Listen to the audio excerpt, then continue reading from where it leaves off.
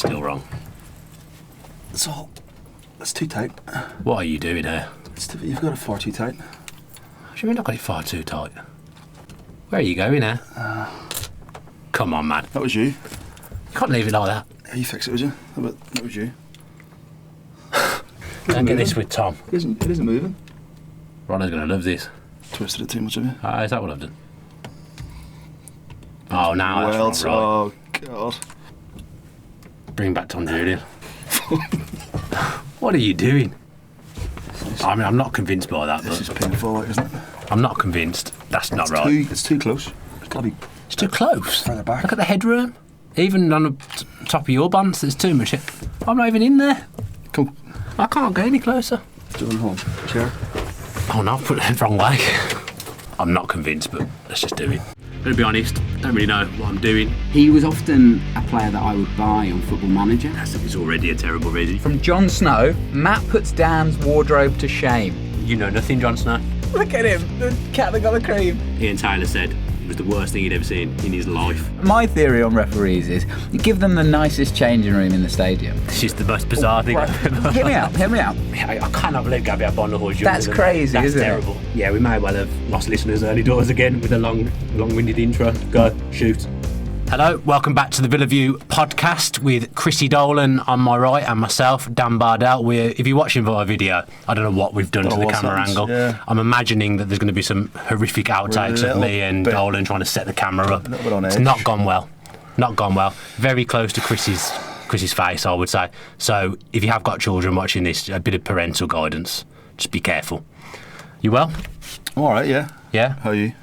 I'm all right, thank you. Yeah, Sorry, no one ever asks me how I am in the podcast. I'm good. First note I've got down here is that I enjoyed last week. I did too. Thought it was good.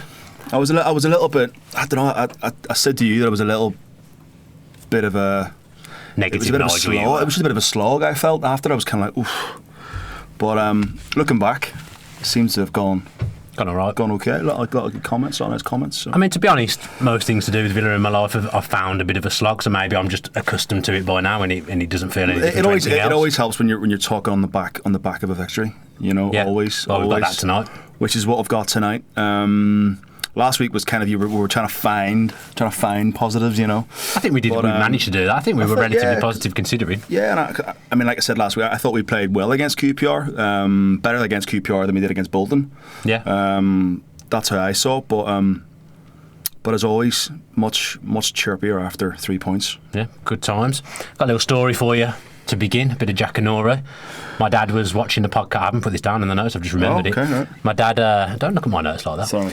My dad had the podcast on in his house as usual. He was listening to it. My mum came upstairs and she'd heard a different voice to what she was used to. Obviously, she's used to Tom Julian, and she's got a bit of a fancy for Tom Julian, to be fair. Not enough podcasts for her to... She must not have listened to one. Maybe my dad doesn't listen when you're on usually, I don't know. Okay. But anyway, my mum obviously has took a bit of a shine to Tom. Right. Probably one of 3 or 4 women in the world that has taken a shine to Tom. And I must say, actually, from the baby shower, I got the impression his mum likes me better than Tom. But anyway, I digress. And he was listening to it. My mum was like, "Oh, that's a lovely voice. Who is that talking?" And my dad was like, "Oh, it's Chris Dolan." And she took one look at the screen and went, "I do not like his hair." What? Yeah. So you've obviously got the voice for radio and a face for radio is what I've taken from that. I mean, she didn't say anything about your face, to be fair. I've added that bit in. It was more the hair. Did you ask her what was wrong with the hair?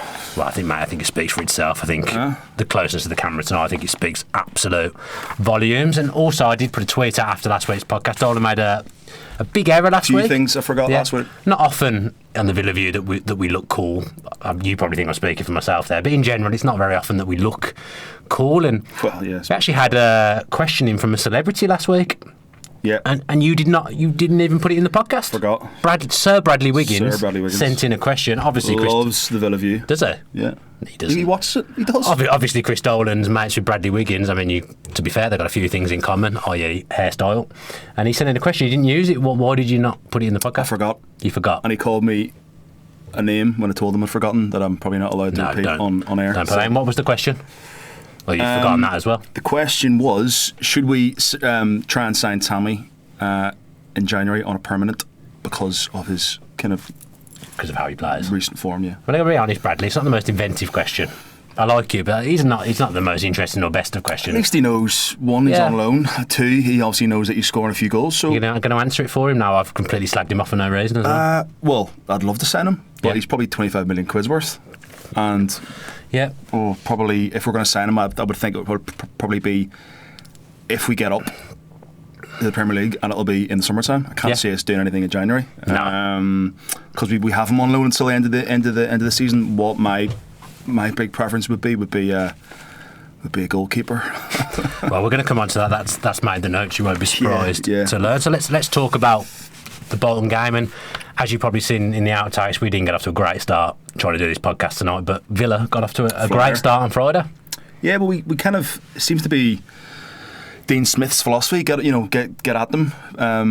I've heard the players talk about the press, and the way they play, the way they train, the way they play in training is the way, he wants them to bring it into the match. So high intensity on the front foot.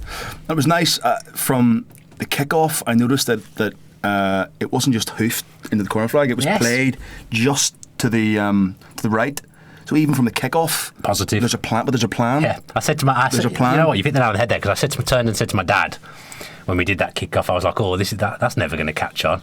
What happened to the days where we just got the ball to the centre back and Jednak just kicked it out of play? The top, But we basically just kicked the ball out of play from kick-off. Yep. But yeah, you're right. A little bit of a plan and positive intent. Small things, that you can see, and it's going to be baby steps before we get that pattern of play and that substance in place. But I thought it was a great start. I'm so happy for Jack. Yeah, deserves a goal. Taking a lot of stick this season. Well, he said himself about time. Yeah, it was about time, and he knows. He hasn't been his best. He's been nowhere near his best, but I think he's been playing in a team that's been nowhere near the best. Well, we spoke last week and we couldn't find a standout player of the season so far. No. I just thought Friday was kind of reminiscent of us last season at our best. Well, the players like Chester was phenomenal. Yeah, he was very good. We couldn't have got that down as well. Twanzebe was phenomenal. Grealish was very good. Balassi came on and showed a real. Let's not go through everyone because you're going to ruin the notes here, Chris. Sorry. But overall I was very happy. I was very pleased. Didn't think we played amazingly well. Didn't think Chester's goal was offside in the first half. I haven't seen it back, to be honest. It looked as tight as his second, as his first or second. Yeah, I saw his actual goal back, and it was just a smidgen offside. A touch offside. So it evened itself out. But I tend to agree with Dean Smith. Wasn't blown away by the performance. I thought Bolton had their chances. I thought they played quite well, considering what I'd said last week in the preview about once they go down, their heads could drop. I thought they played quite well. I thought they could have easily gone at half time 1-1. I agree with you. They had a few chances, mainly a few chances down to a few individual errors, but I thought, I thought it was good. It was accomplished, but still nowhere near the levels that we're going to get to. No, I thought second half, after we went 2-0 up, and just before we went 2-0 up, I thought we played some lovely stuff for 10-15 minutes, real front foot. Well, that was they couldn't live with us. They couldn't get the ball off us. It just kept coming back to us, and we were working it around. And like you said before, it's like you've got a plan. It wasn't just aimless crossing and hoofing into the box. We were actually trying little triangles, pass and move. I can't remember who it was, but I remember someone making a run that dragged someone away, and then the other player jumped, went into the space. It was just nice to watch that 10-15 minutes, and a sign of things to come. Just going back to Jack, Owen Bradley mentions that Dean Smith revealed in his interview afterwards that he's actually showed Jack a couple of videos at half time of things that he felt he could have done better, and when he'd done something right, which is, I mean, we don't know whether Bruce used to do that. My gut's telling me we probably didn't, but you've got data and video guys working at the club. I doubt they will have changed since Dean Smith's come in, but it feels a bit more innovative and feels like finally Aston Villa feels a bit more interactive at the right stage. Even with John Terry as well. He's been, there was a picture today on our Twitter of John Terry with the players kind of in a huddle. Yeah, and he's clearly got an iPad showing clips either of Derby or of the game on Friday night. So it seems to be a little bit more interactive, which is good.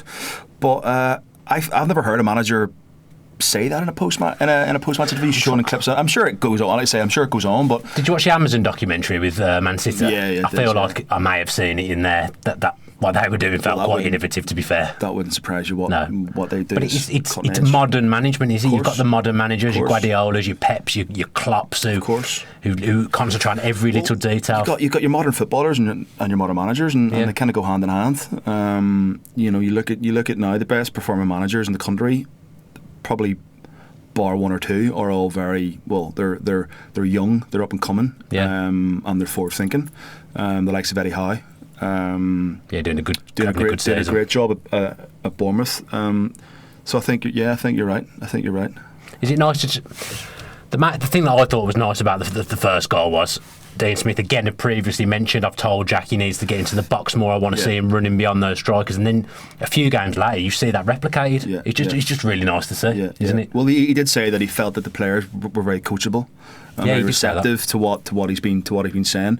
I felt like don't get me wrong, I think we scored some lovely goals under Steve Bruce. There's quite a few goals that stick out. So we have the players capable of doing it, but the big issue for us under Bruce was we only showed it in glimpses and in patches. There was no sort of long term plan. Whereas I think under Smith we'll see a lot more of that, clever runs, and it was nice, as you say, that they'd worked on that in training. Tammy getting the ball at the feet, coming deep, because I find sometimes Tammy can give the ball away, he can get it and he can lay it off almost too quickly. Or too late. It needs to be. It's just that balance of. I mean, there was a few episodes in the second half where he kind of got it and he panics a little bit. He just needs to maybe look up. That's relax. young though. That's a young striker. But I thought it was a great goal. I thought it was really well worked, and Jack had a lot to do as well. Whenever he rounded the keeper, it wasn't an easy finish from the angle that he was coming at. But hopefully he can kick on now. Got to say with Tammy, I mean, I don't think he had his best game on Friday night. I think had a stinker in just as we kicked off in the second half. I mean, he didn't. I felt like things weren't falling for him. He was making wrong decisions, but he's still so heavily involved. And at the end of the day, if he was the finished article, he wouldn't be a Villa now. Totally, he'd be playing the Premier League. So it's good to have him. But I like his mentality. I remember him going over to Codger after Codger had done something. And I can't remember if he was telling him off or just giving him advice. But it's almost like he's the senior striker. And we've seen that kind of thing with Twanzebe as well. That these players they're young, but they're men. So we like bringing in these young people, but they're men and they know what they want and they've got standards and they care. Totally. It's good to see. Well, Twanzebe comes from United, so he's obviously well schooled. Abraham from Chelsea, obviously well schooled. So these guys have to be leaders, or else you wouldn't get into the Chelsea academy. You have to be strong and sort of mentally and physically. And I thought, as you said about Twanzebe, he was speaking a lot as well. There was a really good partnership between him and Chester. And what about that clearance? Oh, it's class, absolute class. Agile, made up for his error the week before, didn't he? I mean, you look at sort of goal saving or point saving clearances, to score the winner and then to keep it at 1-0 as well was brilliant. He was phenomenal. He didn't put a foot wrong. He had a good game. It was nice to see him back to that level. And again, you feel like since Smith's come in, and he hasn't done it yet, Smith, but he said about Chester's the captain, but he isn't going to have the armband every game, and obviously he has had the armband every game so far. But I feel like that's made him talk more and become a bit more vocal. I don't remember him being that vocal before Smith came in. There was a few. I think he does hark. He's got this kind of this holler sometimes. I remember after in the first leg of the playoff against Middlesbrough, Adoma should have squared it, and you could hear him like proper give it stacks to him. So there's been a few occasions where he lets rip, but I just think having John Terry back in the fold, just having him around the building, just speaking to him, giving him advice. Yeah, because they obviously formed a real bond. They hit it off for sure. Really, and to have him back, and I just think it's going to make a huge difference. And you called it as well. You called the fact that Hutton played at right back and Taylor played at left back, and you think he wants to get that stability. Well, Hutton said there's an interview with Hutton today on Villa's YouTube, and he pretty much the bit of it I watched. He basically said the same thing. They're well drilled now. That back four, they feel like they know what they're doing now, which maybe they didn't after the first week. Yeah. With Smith, but Bolton had chances. I said to my dad after the game, I can't believe we've kept a clean sheet there, to be honest, because there was more than a few scares, and we'll come on to the goalkeeper shortly. That's in the notes, you'll be pleased to know. But it did feel a bit, even though they did have chances to score, it still felt a bit more well drilled and that they knew what they were doing. And Taylor, I'm telling you, and Max said this on fan cams. Yeah, he had a good game. Taylor's nowhere near as bad as he's made out. No. He had some absolute whiffers while Bruce was there. He was a bit all over the place. He seemed like his confidence had hit rock bottom. Yeah. But just having Smith there and putting him in the team, maybe putting an arm around him, he's dependable. He's not the best going forward, but he's dependable, and he can do. He actually makes good runs. I think he's not got the best delivery. He's not gonna. No, but he's good in the ball. He's confident in the ball, and he he doesn't overlap as much as he could do. But as you said, it's not really his game, is it? As you said, there's been a few scapegoats in the past 6 months. He's been one of them, alongside Steve Bruce, and I think now he didn't really play enough last season to be a scapegoat for them. Well, but again, we touched on it last week. He had a great first 6 months when he came in to the club. He was brilliant. And we thought, God, like getting $5 million for AU plus Taylor was an absolute steal. Yeah. I gotta say, there's a bit of a Max Roberts curse going around, because he had Elphick on his shirt the first season in the Championship, and he hit a downward spiral. He just won Player of the Month for Hull. Last season, Taylor. Then he hit a big downward spiral. Who's he got this season? I can't remember. I did ask him. I can't remember what he's done this season. But whoever it is, their career's finished. Yeah, their career's finished. But yeah, I think he's a dependable athlete. I mean, don't get me wrong. Long term, we will be going in for a left back who suits Dean Smith's football a bit more. But to have him in and around the squad, and I think he's quite a vocal presence in the dressing room as well. Taylor, he's well liked. So what I gather. To me, okay, he had a bad time and a bruise, but I don't think he's done much wrong since he's come back into the fold. No, and having a left footer there, Hutton did well last season at left back, but having Taylor there, a natural left footer, just feels better to me. I agree. Yeah. Yep. A few people have called Simon Reagan. One of them said, "Ask whether Brie should be replacing Hutton in the team." He scored two, didn't he? On in the reserves. Was it Monday Sunday, night? I think Sunday. But then again, they shipped in 5, didn't they? So it's his main job there is defending, isn't it? He's not there to score goals. He's there to keep them out, and he scored 2 and he shipped 5. So to be fair, scoring 2 is decent. Yeah, I like Brie. I mean, I haven't seen the goals. I think they both came from set pieces. So I don't think it was a case of him bombing on. I think they came from set pieces. But again, touched on it last week. When he's come in, he's done a good job. He's been he's never had really a spell in the team. So. I don't know. You just gotta. It's what Smith thinks. It's what Smith thinks. Is he going to go with trust him? Yeah, totally. And is he going to stick with that back four, which I think he will. Gotta say, that made me look quite clever last week when I said that, and then it basically has been confirmed since then. Makes it sound like I know what I'm talking about. Well, it does, yeah. Which is nice. Which is bizarre. Well, okay, no need for that. Yeah, but would you have Brie for Hutton and be saying, maybe if you're trying to implement something new, someone who's younger and maybe better at taking on ideas, though I think Alan Hutton's quite receptible. I don't know, really, because, I've just got a huge amount of respect for Hutton. Yeah. I mean, I've got to say, mine's grown over the last 18 months or so. Just from where he's been, he's the longest serving player we have, and the fact he's been shipped out on loan three times, keeps on coming back. Clearly loves the club, loves the club. He took a pay cut. Loves the club. So you want that kind of character at the football club. Yes, he's not the most gifted going forward, but he's certainly solid, and at that level, he's certainly capable enough of being one of the better right backs in the Championship. But to be fair, I know he's my age, 33, Alan Hutton, but this is a case with a lot of the players. Maybe bar Hogan, obviously he's played under Smith before. Whether you're 33 or you're 23, you're taking on something new that you haven't done before, so you're not going to be great at it straight away. No one is. It doesn't matter your age. If Hutton has never played in that way before, he's not used to it. So, I mean, again, I think he was better on Friday. I don't think the back four was better. He's been nowhere near as good as he was last season for me so far, Alan Hutton. But then who has? Listen, if we could our problem's been this season. It's been that back four, including the keeper, and if we can get that right.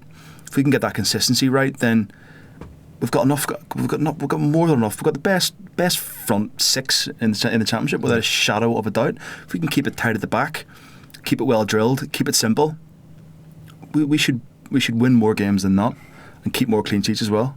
For me, like the first tweet I put out after Friday was clean sheet. For me, that's a huge, capital letters. Huge. I did it after Rotherham. It's a huge, and Swansea. It's a bit of a trend. I just think it's such a big thing. With the way our season's gone. There's been so many individual errors and so many goals that could have been avoided. And if we can just become tight at the back, we've got the manager in place and the players in place to be a real threat and play some lovely football. Yeah. So over time, that's it. And to be fair, you look at the improvement already in a short space of time. Like Smith been here a month now, maybe. Yeah, but everyone still needs to just relax. There's going to be, it's not. It's as I said before, it's not going to be. It's going to get worse before it gets better. Like it's a tough 4 weeks, 5 weeks coming up. Really tough. But in 50% of the games, we've kept clean sheets, haven't we? In 50% of the games since Smith's been in, which is an improvement on what I imagine. I mean, we only kept one under Bruce all season, I believe, and that was against Rotherham. And again, there was a few scares. Yeah. Then I'm not saying it's perfect by any stretch of the imagination, but it's better. But even his post match as well, it was just so refreshing to hear the fact he was asked how he thought the team played. He said, I thought we were quite average, to be honest. He didn't accept it. Whereas after Rotherham, Bruce thought we had just beaten Barcelona. He was banging on about Jednak. It was almost that's the difference. Almost like he's trying to get one over on the fans and go, well, look what I've done. We beat Rotherham. You know what I mean? And Bolton aren't exactly world beaters either. But the fact that he didn't come out and go, yeah, we were brilliant. Yeah, it was clean sheet. Yeah, it was great. He knows we're nowhere near where he wants us to be.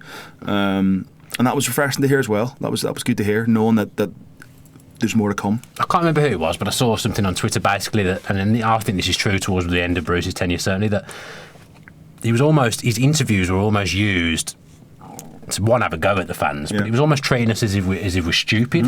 Whereas with Smith, he talks in a way that he's talking about football in quite a complicated way, I think, but he respects the fans enough that he thinks most fans are going to understand this. Totally. And it's almost like a justification for what he's doing, which he doesn't need to do, by the way, but I like that.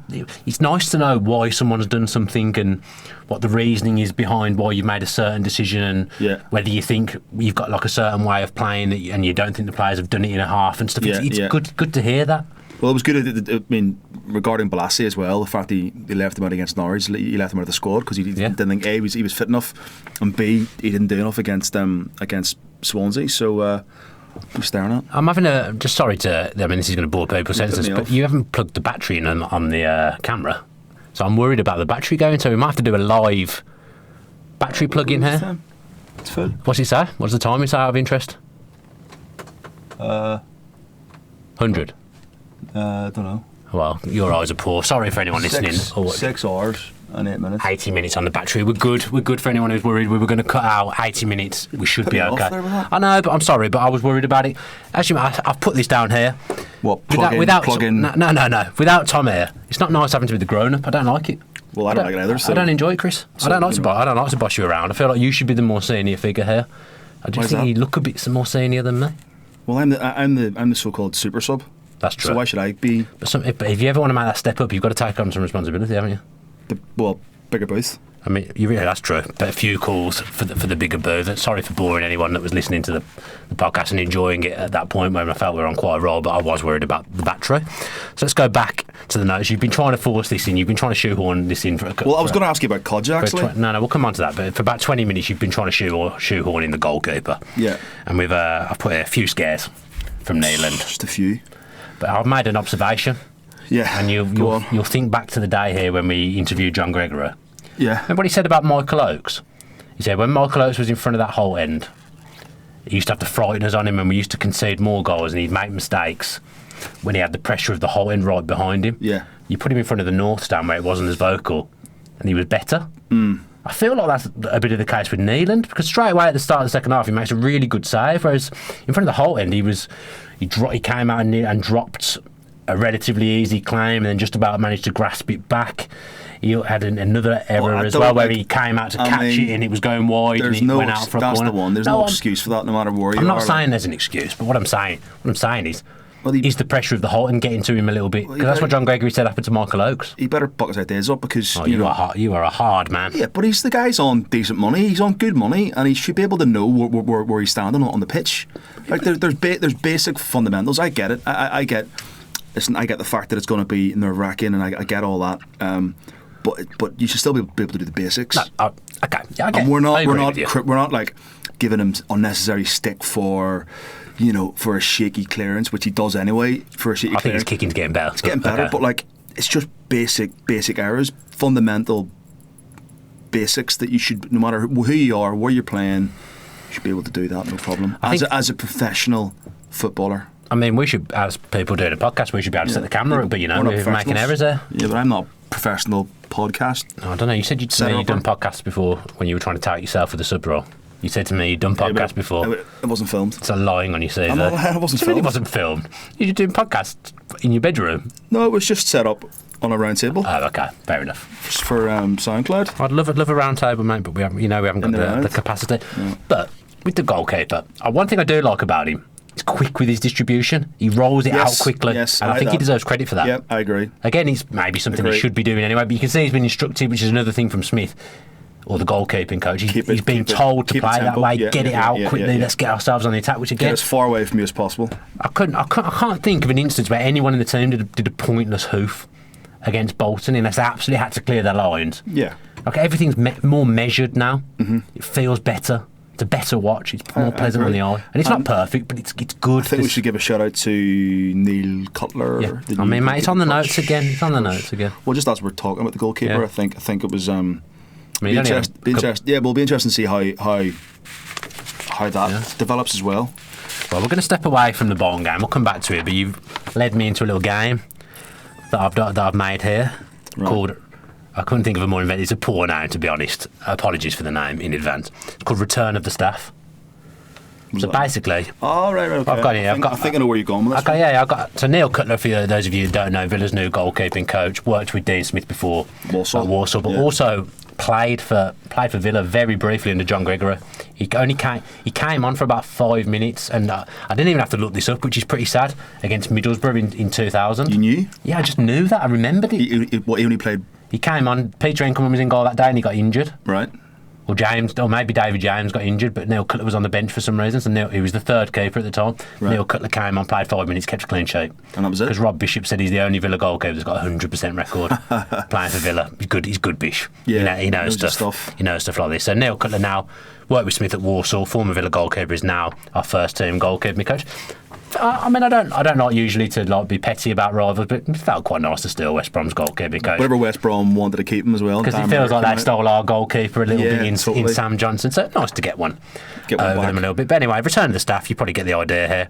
I'm going to give you... Do you reckon if we went in... if we went in for Johnson in January, we could maybe persuade him to come back? I mean, I'm sure he'd love to come back personally, because I know for a fact he loved it at Villa, but... I'm going to doubt... Cheeky 7 to 10 million West Brom would be asking to double what they paid for him. They paid about 6-7 million for him, I think. So I'd say absolutely no chance. Sorry, anyway. I think Smith might stick with Neeland, but we'll come back to that anyway. We have just a little intermission for a little game here. So Return of the Staff, as I've said about 17 times now before you keep interrupting, mate. What's it called again? It's called Return of the Staff, mate. So basically, a list of ex-Villa players here. Right. And you got to tell me whether they've returned back to Villa at any point to be a member of staff, whether it be a scout, kit man, a coach, assistant manager, whoever. Mm-hmm. So here you go. You want to go? The first one's a gimme. Yeah. I need a pen, really. I haven't got a pen to tick them off, so you have to remember what you get here. Oh, we got a pen. Breaking news. So first one is a gimme. I'm assuming you're going to get that. Sid Cowans. Did he ever leave? Well, there we go. We'll tick that one off. So you've got that's 1 for 1. Well done, Chris Dolan. Next up here, David Hughes, played for Villa around in the mid to late 90s, played centre-back, played under Brian Little, was in the squad under John Gregory. David Hughes, Welsh international. Did he ever come back to Villa? I want to say no. Well, you're wrong, because he's there now, Chris. He's our under-18s manager. So you got that one wrong. David Hughes. Hope he doesn't listen to the podcast. Sorry, David. Yeah. Next up, Nigel Spink. Has he ever returned to Villa in a coaching role or any other capacity? He went to West Brom, didn't he? Yeah. So he hasn't. He never came back to that. You've got that right. He actually has been Steve Bruce's goalkeeping coach at Birmingham City as well. Yeah. So well done. You've got that one. Next one, the famous Andy Gray. Yes. Under Big Ron. Oh, Dolan, I'll tell you what, you're doing better than I thought you'd do. I thought that one would trick you. Under Big Ron, he was a coach, wasn't he? Yeah, assistant manager before he went to Sky. Yeah. So you're 3 for 4 here. Next up, I thought you wouldn't know this, but maybe you do. I'm not sure if you'll get this or not. George Boateng. No, he hasn't come back. No, you're wrong. He has come back. When we interviewed Ian Taylor, he was doing some scouting for the club. So Come on, mate. What, was it paid or unpaid? He's not going to do scouting for free, is he? Why would he do it? Well, I didn't know. Yep, George Bolton. Come on. Oh, I've given you a tick there. I'm all Tom Julianing it. I'm all over the place. Next up, Tommy Johnson. No, he didn't know. No, you're correct. I loved Tommy Johnson. Me too. I had a big, absolute hero. Big comment, big debate with Brian Little What's over a that. player? What's a player? Why did he get that, Bob? He justified it to me, to be fair, in the interview series. So good. Nice little plug. If you haven't ever watched our interview series with Brian Little, he reveals why you got rid of Tommy Johnson he's in got that. a book coming out as well, which Yes, he has. I'm looking forward to that. looks really good. Yeah, Tommy Johnson is actually a scout at Blackburn. Is he currently? really? Yep. Absolute legend. Next up, one of the nicest guys in football that I've ever met, Tony Daly. No, he's at Wolves. Yeah, Or he was at Wolves. He's not doing anything. He's not doing anything within football. He was a fitness at the coach, moment. wasn't he? Yeah. And let me tell you, he's fit. He's a big lad. He's a beast. Yeah. Yep, you're doing really well here, Dolan. I would like to have played this game with Tom. See how he would have got on. I've got a good knowledge. Yeah, man. you have. You're doing well there. I'm sorry, I've underestimated you because I'm so used to working with Tom. I've just underestimated Can't you. judge a book by its cover. Yeah, it's unfair of me. Next up, John Dean. John Dean, he has come back. Yeah, he was assistant manager under John Gregory. Yeah, he was. Yeah. Final one here, Stuart Gray. Yeah, he did under Graham Taylor. Yes, I think he was under Gregory as well. I think he came back under Gregory. He was coach at the same time, John Dean. I tell you what, you smashed that, Dolan. And Mark Linney as well. Yeah, well, I haven't put him in. There's obviously other people I could have used. Brian Little, John Gregory. I haven't put them in. So for a big bonus point here. Yeah, go on. And I'll knock off the two that you've got wrong. If you get this right. Right. Who was the last former Villa player to return to the club in a non-playing capacity, not including David Hughes? Because he's the most recent. Sorry, what was the question? I mean, I have worded that terribly, let's be fair. Yeah, go on. Who was the last former Villa player to return to the club in a non-playing capacity, so like as a coach or a scout or whatever, ex-Villa player, but not including David Hughes because he was the last. Neil Cutler last week. Oh, don't have that. You can't have him that. Yeah, you're right. I've worded that terribly. The answer was Colin Calderwood, though, but I'll give you top marks. Not happy with what you've done there. I'm not happy with your question. Yeah, that's it was true. wrong. I tell you what, I've took the mick out of Tom many times, but the notes is it's a difficult game. It's a difficult gig. The notes. It is, and yours aren't very good. Thank you for that. Right, back to the game, back to the Bolton game. Apologies for that little intermission. Just thought it'd be I'd have got fun. Calderwood if it had been for Cutler. Yeah, of course you would have. What do you?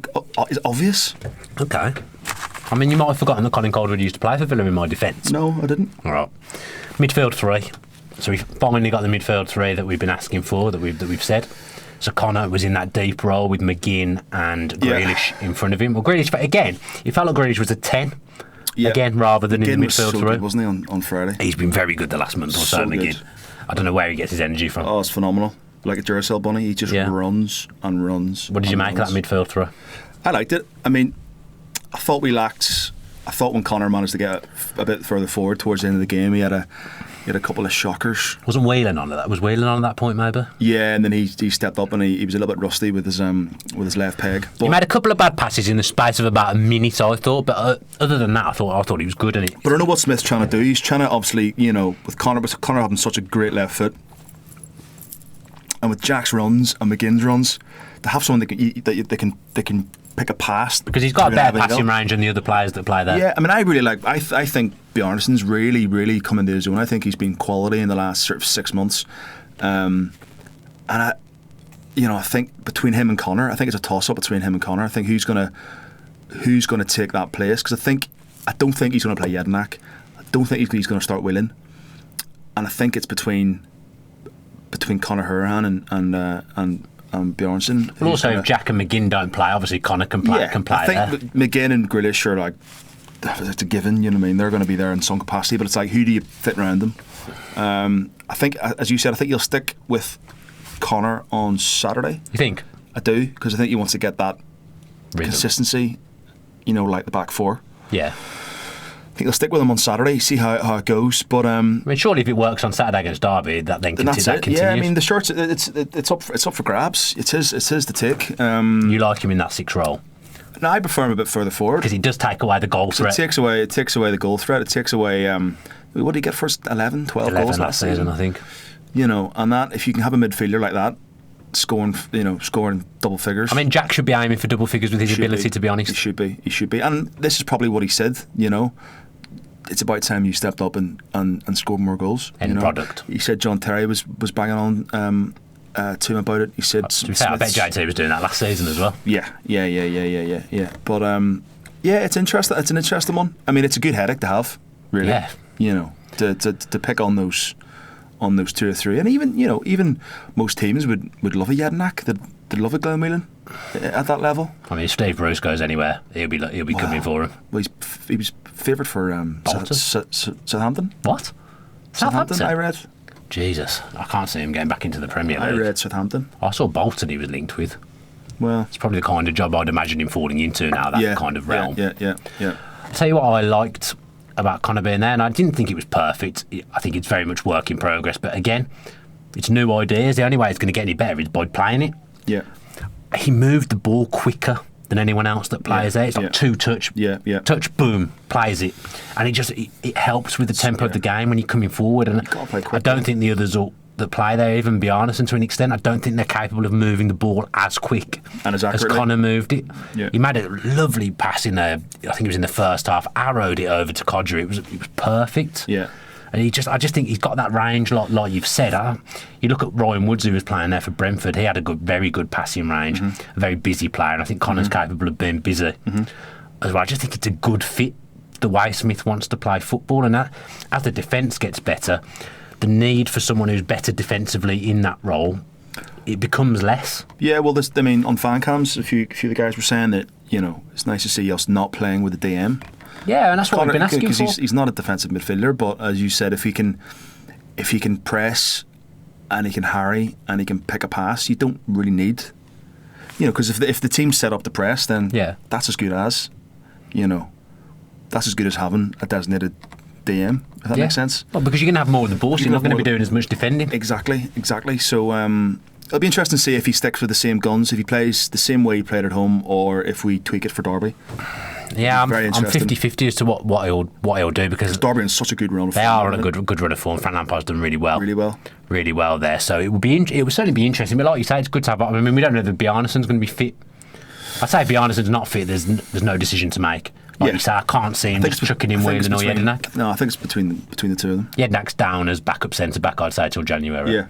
I did see a picture of James Collins at the training ground today with Petrov. Big Al, Petrov. Yeah. So it'd be interesting to see whether we manage to bring him in. I'd bring Alfo back personally, but I believe he will be coming back in January. But he won't play, will he? Because Twinsabia's so. If Twinsabia and Chester keep up that partnership, but you need options, like you say. You could get. But he's going to want to play. He's going to want to come back and sit in the bench. Remember when we lost Chester for a game suspension? Millwall, all over. We were all over the place, weren't we? Hutton at centre back. That shouldn't be happening. No. So I believe he's coming back in January. So that's interesting news. Keep Mr. Clark out alone. I think he's got a recall as well. Someone did ask about this. You jumping ahead again, but to be fair, you haven't seen the notes, so that's up to you. Yeah. I did have it down here. So James Cox said he's heard Elphick, Tishibola and Clark all have recall options. He doesn't know about Jed Steer.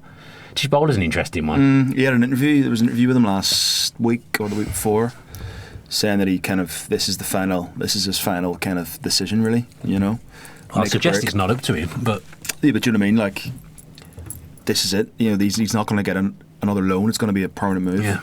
We talked about him a little bit last week. Lansbury, he played for the under-23s, and let me tell you, Aston Radford is probably the biggest Henry Lansbury fan going. Yeah. And he watched the game, and he told me that he was poor. I haven't seen it, so I can't judge. But he said he played for the under-23s, and he was poor, which he shouldn't be. He should be standing out at that level. Yeah. He just isn't fit enough. He clearly isn't fit enough. No. The way it's going, like in terms of like wages and wage structure, I'd have Tishbola back in the squad over Lansbury because he's younger, he's hungrier. Yeah, interesting. He's going to be on half the money as well.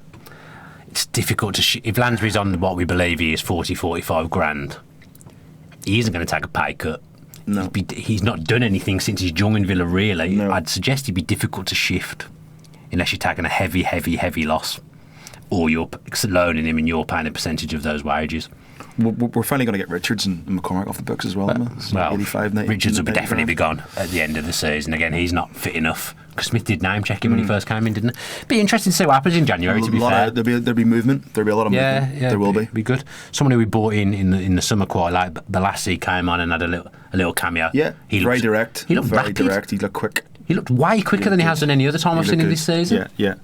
You'd be thinking about him starting now. He's got to, but like we all thought he was a shoe-in for Friday. Yeah, I did actually. Yeah, if you don't start him against Bolton, you're not going to start him against Derby. But I would. Why Good not? option off the bench though. I think at the minute, until we get into a settled way of playing, he's an easier player to integrate into a squad that's playing better than maybe a squad that's struggling with a bit of confidence because of his nature, his style of play. But I thought he was very good, and he tracked back, and I thought he was very direct, and he gets the ball out of trouble quickly, and he gets up the pitch quickly, and that's what you need. Yeah, as I say, just speed demon from not from nowhere, because obviously he's always had a bit of pace, but I didn't know how much the injury had set him back, but just a bit of doing some extra work at the training ground seems to have done wonders for him. I agree. He did that trick. I think he pretty much did the same thing 3 times. It felt like it at the game. There was that little back heel he did. There was a little back heel. Oh, yeah. Which was pretty I mean, special. he's a very, very skillful player. One thing that occurred to me during the game was that actually Balassi being in the team, teams then won't be able to double up on Jack. If Jack's playing close to Balassi, because they can't leave him open. McGinn, freeze Grealish. So just, again, like sometimes teams do easy for me to say. Sometimes people do double up on Grealish, whereas I think that makes it harder to do if Balassi's in the team. I hadn't thought about that. Yeah, it's a good shout. Thanks. Especially, as you say, if he comes on with, say, half an hour to go, you know. Because that's 2 people that can carry the ball and dribble, which we didn't really have last season. It only felt like there was just... I mean, Hutton carries the ball a fair way, to be fair. As well. Yeah, but not to the same extent of Balassi and Jack. I think that's a great option to have. And 2 people that started on the flank, we'll talk about them quickly, because we've basically been through the whole team now. I think Adoma is looking better. He's looking like the Adoma of last season. He's looking sharper, he's looking quicker. Still lacking a bit in the final third. Unlucky with his overhead kick. Yeah, I thought, you know what? Defensively, he's much better. I've not been all over Adoma since about February. He's frustrated me, but I really enjoyed his performance on Friday. I think the work he puts in defensively as well, it goes unnoticed. Yeah, I agree. That's why he's one of probably Smith's first picks, because he does both. He'll carry the ball forward and he'll do the dirty work. Go backwards. I thought he had a good game. My dad turned to me and said he doesn't deserve to come off when he got subbed. I just think it's because he'd been injured. It was a fitness thing. It was a fitness thing, I think, on Friday. Codger played the whole game, didn't he? I just find him so frustrating. I agree with you. I mean, I don't know. He just looks... I don't know. I just don't know what to say about him. Do you think Smith's trying to play him into form? But like, his obviously confidence is not sky high at the moment. So if he subs him, perhaps that knocks his confidence a bit more. So I think he's leaving him in and leaving him on the pitch to try and play him back into form, because. But he was like in good form through the middle at the start of the season. He banged him 5 goals, 4 or 5 goals, 3-4. I'd say he was okay. I wouldn't say he was in top form though. I mean, look again. It's difficult when the team's not playing well. The lone striker's not going to stand out. But for me as a lone striker, I prefer Codger out wide, because I don't think he does the things a lone striker should do. I just find he's very wasteful. Very wasteful. He'd give the ball away quite a few times. His tracking back was a lot better. He'd improved. Still not perfect, but he'd improved. But I just find him very, very frustrating. I mean, he would have been the one player out of like, I'd have signed out, get him on a long term deal, keep him. He's that first season he was outrageous. But he had a couple of bad injuries. Yeah, he has. Yeah, but if he was to go in January, I wouldn't miss him. It almost like just kind of take 5, 6, 7 million. I know that's the thing. I just find them very frustrating. But Stoke in a panic. I don't know what to say about him. I don't know what to say about him. I mean, again, new ideas, new stuff that the players are doing that they haven't done previously. Codger's probably never played in this way either, is it not? It's a case of just giving people a bit of time to get used to it now. Yeah, of course. Yeah, totally. I'd say, again, far from perfect, but he was better on Friday. His all-round game was better on Friday than it has been for me. He didn't frustrate me as much. Yeah. The thing that's frustrating with him, really, is that because of that first season, we know what explosive player he can be. Yeah. And to me, he's not trying the things that he was trying in that first season, where he was playing with that bit of freedom. He'd do some lovely tricks, some lovely feints. He'd pop shots off. And it's a confidence thing probably, but he's not doing those things. No, you're totally right, and I just think at the minute, I think he's very frustrating to watch. I didn't think Smith would play him on Friday. I thought Blassie would come in straight into the team, but he just needs something to go for him, you know. When he's last scored against Preston, didn't he? In the 3-3, he scored header.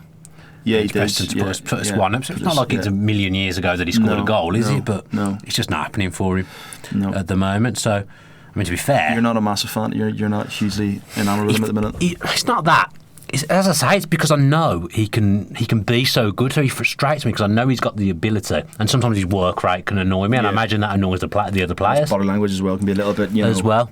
Stroppy. Smith's first game, Swansea, they had a really good chance, and I think Neil Taylor and Neelan between them managed to keep it out at the end of the game. But it stemmed from him not tracking his man and just being lazy, and I can't abide that. In the Middlesbrough game last season in the playoffs, when he came on, him and Connor had some choice words. Yeah. It just wasn't. The whole team was grafting, like putting their bodies on the line, running the socks off, and he just wasn't doing it. Yeah. You don't know whether he was annoyed that he wasn't starting that day, but you sometimes get the impression he's not. I don't know him, I don't know his personality, but you sometimes get the impression by his body language that he's not a team player.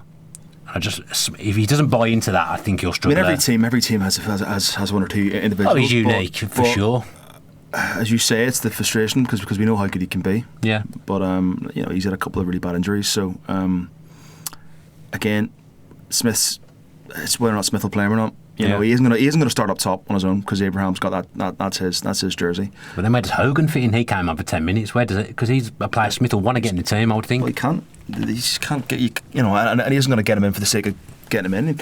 The minute Hogan's style of play doesn't suit the way we're playing. Do you not think? No, way more on the floor now. Way more.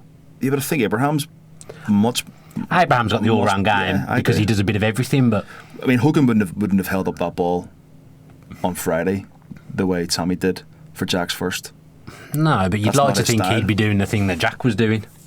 He'd be the one running in behind someone else, was dropping off and doing what Tammy did, if that makes sense. Yeah. So maybe it would be Jack coming forward. At the minute, I can't see him getting a game. I think unless he comes on with half an hour to go and bags of brace. I mean, I think I must have a thing for the underdog.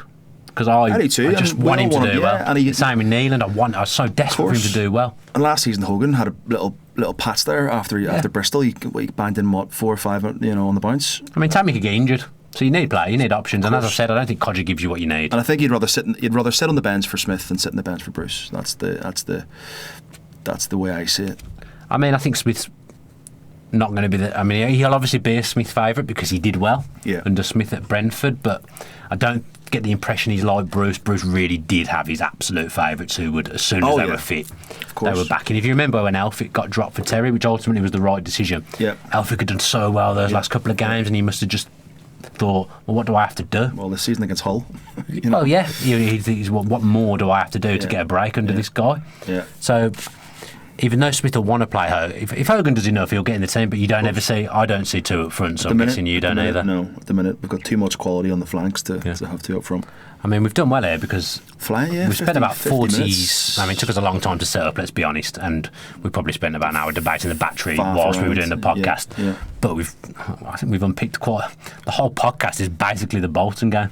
Yeah, well, I think with Derby, I think we can, you've got the pre-match coming up as well, but I mean, have we got any questions? I tried to work them in, but we've covered everything. What I have got here is just a note to plug fan cams, because obviously the comments after the game, if you haven't watched fan cams yet, go back and look at what we did straight after the Bolton game and hear the fans' views. I love Tom. You'll hear little Tom. Oh, he's quality. After his first goal in Villa Soccer School. Give him his own show, he's brilliant. Apparently his dad thought he was a bit all over the place in fan cams, and then he got in the car and he just went to sleep straight away. I thought he was brilliant. He was rubbing his eyes, bless him. I thought he was quality. He's a great kid. He's a wonderful, wonderful lad, and an inspiration really to us all after what he's been through, to be fair. Right, I've got here just another plug for Villaview while I'm plugging things. Rolinson has been working hard behind the scenes on a little documentary. I think it's our first, not his first foray into the documentary world, but the Villaview's first foray into the documentary world. I've got to be honest, I haven't had much to do with it. It's basically all Rollo's work, with being aided by James Rushton from 7500 to the whole, but he's posted it on Sunday, and actually I've seen some of the footage and seen what Rollo's done, and he really is a talent.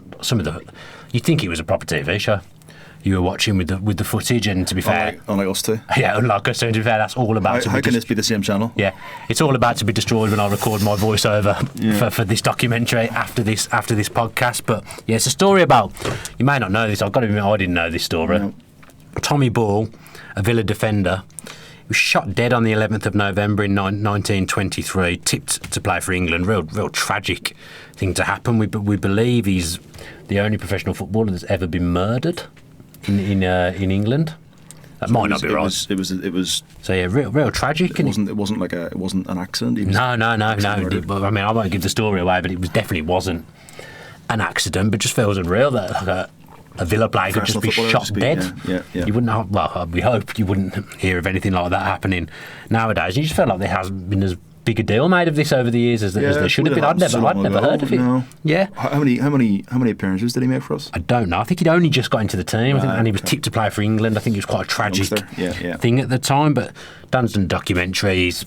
Got Rob Bishop, who knows absolutely everything about the history of Aston Villa, involved as well. Interviewed him about it. Matt Kendrick's done a piece as well. I'm about to destroy it with the voiceover. So there'll be a few different personalities in the video, but yeah, watch out for that on Sunday, because as I say, I've seen some footage. It looks like it'll be a very, very good watch for the Villa fans. You enjoyed it? You've got a big smile on your face. I felt like you enjoyed that. I just had a little thing in my head I was going to say, but I was going to do a little partridge. No, main ball, one ball. I was just making myself laugh. We've had enough behind the scenes. I was just going to make myself laugh for one night. Let's be fair. I don't know whether you saw this yesterday.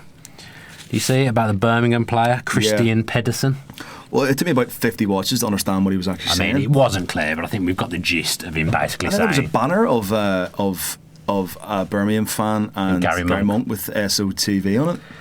Classic club, mate. I mean, what's that about? Absolute classic club. For those of you who aren't on Twitter, a Birmingham City fan posted on social media yesterday a video of Christian Pedersen, who is Birmingham's left back. Never heard of him. Basically saying, in a not very nice way, that he was going to he was going to F up Jack Grealish in the derby. Saw Cavan had a few. Oh yeah, he wasn't happy. No, he wouldn't be. It's his brother. No, it's his brother. It's his family. It's his family. So silly if you ask me, because you're just stoking him up. Just really. Remember when Melberg said that thing about he doesn't know who any of the Birmingham City players are? It just riled them up, and they smashed us. Yeah. You feel like this is the kind of thing that, again, I don't know what good can come out of doing something like that. I mean, he knew he was being filmed as well, which is the stupid thing. It was so obvious. Yeah. I mean, I've got to be honest, Jack probably doesn't. I mean, I'm sounding like Melberg myself now. Jack probably doesn't even know who this guy is. I only know who he is because he's the only player they're allowed to spend money on in the summer. Yeah, so there's a big wrangle about it through the summer. So that's the only reason I know who he is. I don't keep up with what Birmingham are doing. It's just not for me. I don't like them. No. They don't like us. But to get caught on camera saying something like that feels very naive to me. Just purr. And Jack will be rubbing his hands now. Totally. Although he's on 4 yellow cards. So I know. He needs to. Pray to God he doesn't do anything silly on Saturday. I was thinking today, would he play on Saturday? Well, nice segue, as Tom would say, into there, because someone has actually asked that question. ENF says, 1, should we bring Yedinat back for the Blues game? And 2, Jack's on 4 yellow cards. Should we rest him on Saturday? I don't know. With the manager. I mean, I would play him because I see Derby as one of our rivals if we want to push up to the top 6. But I mean, to interrupt you, at one point when I looked at the league table live on Saturday, Birmingham, when they were winning, was sitting 4 points off the top. I know. This is the only Derby I've been worried about in the last 5-6 years. I'm not worried about it still. I am. I think at home, I think Monk has them playing quite well. I wouldn't say he hasn't playing well, but I'll say he hasn't playing effectively. He's done well. He has done well there. Yeah. Because they're punching. Yeah, totally. They should not be where they are in the league, and they were unlucky on Saturday by all accounts. Yeah. Again, you're worried. I am. Yeah, I am.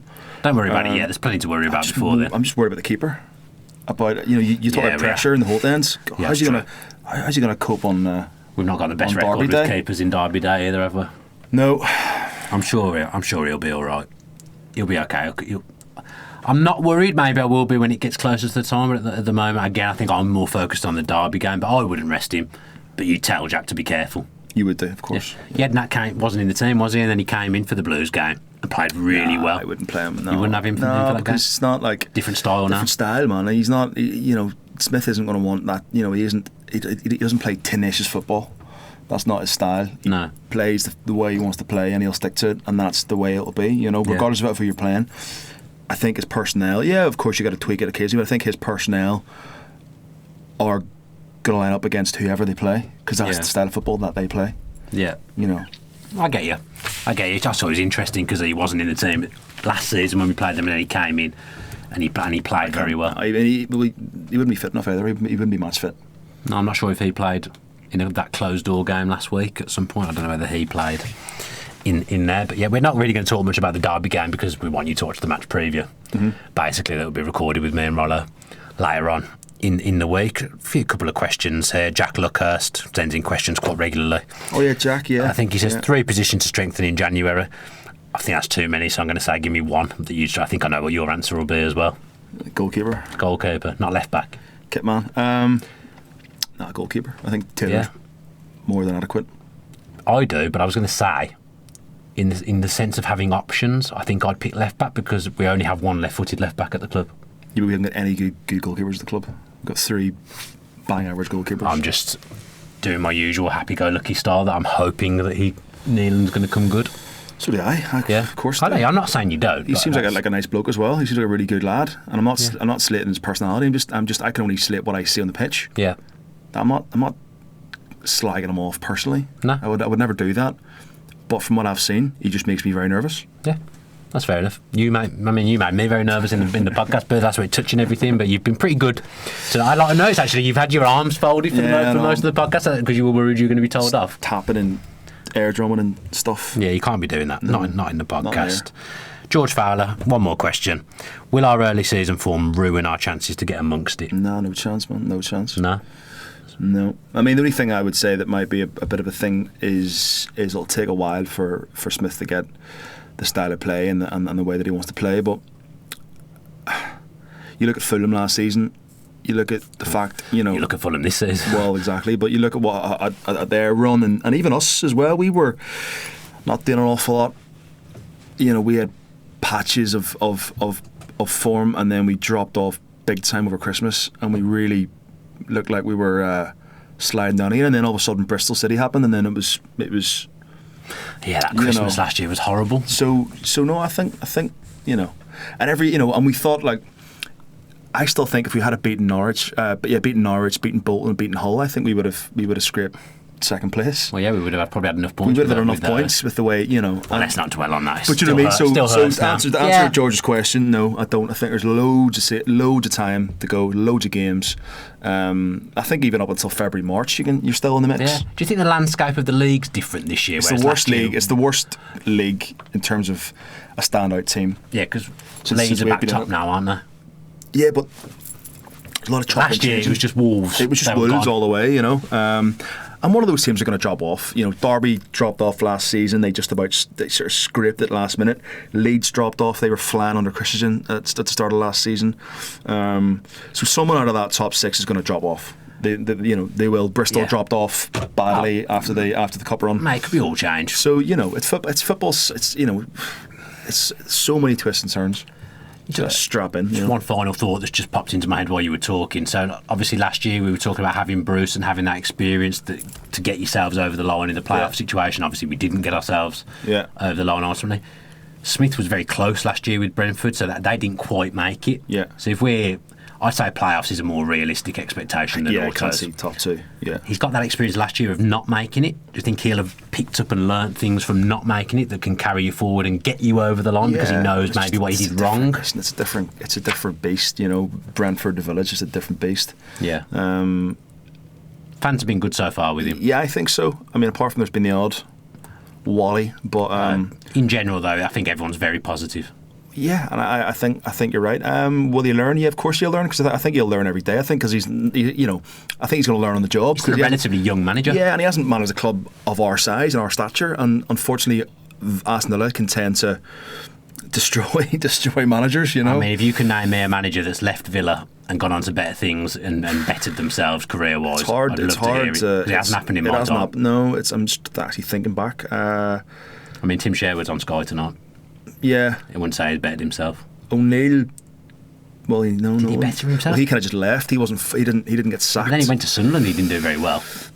Yeah, no, you're right. I mean, it's just we tend to kind of destroy reputations, but we've never had somebody who's been a Villa fan before, and he's had such an affinity with the club.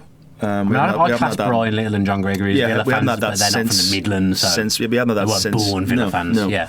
So it's different, but I'm sure he's going to learn something new every day. And he's never worked with the caliber of player that we've had.